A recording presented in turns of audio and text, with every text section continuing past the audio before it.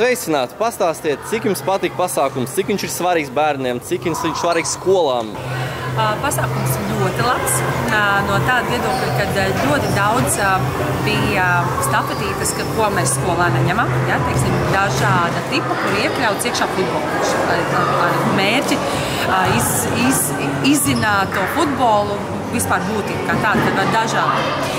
Ļoti patika, kad ir stacijas, kur bērni var piedalīties visi, kuram sanāk, kuram nesanāk, un tas ir ļoti svarīgi. Attiecīgi vēl viena laba pozitīva lieta, ka nav pirmās vietas, nav otrās vietas. Viņi vienkārši kopīgi to dara, bauda laiku kopīgi, viens otru atbalsta, viens otru papildina, pamāca.